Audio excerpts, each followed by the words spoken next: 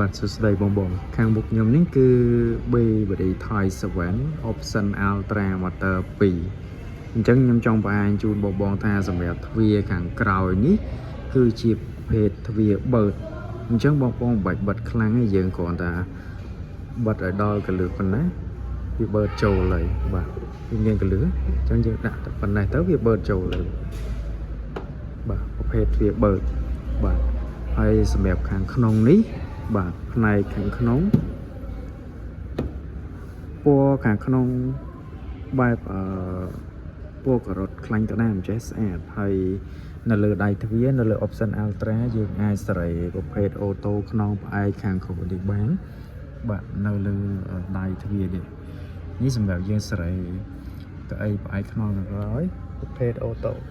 ចាំខ្ញុំចុចជូនមកមើលបាទអូខេនេះ Option Ultra Motor 2បើមានបើ Pro Motor មួយធម្មតាវាមានទេបាទហើយកណ្ដាលនោះយើងមានទូទឹកកកបាទយើងមានទូទឹកកកបាទជាមួយនឹងកៅអីខាងក្នុងជាប្រភេទម៉ាស្សាកណ្ដាលត្រជាក់ទៀត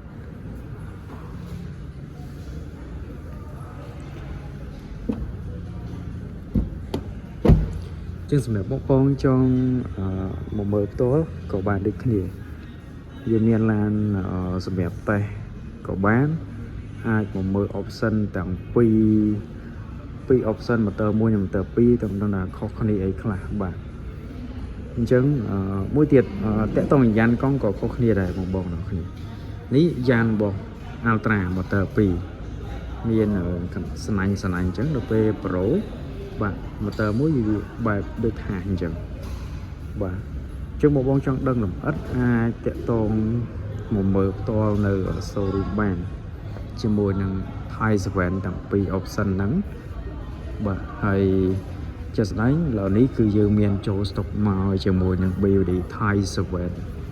ទជាពិសេសពណ៌ខ្មៅដែលបងស្រឡាញ់ពណ៌ឡាននេះ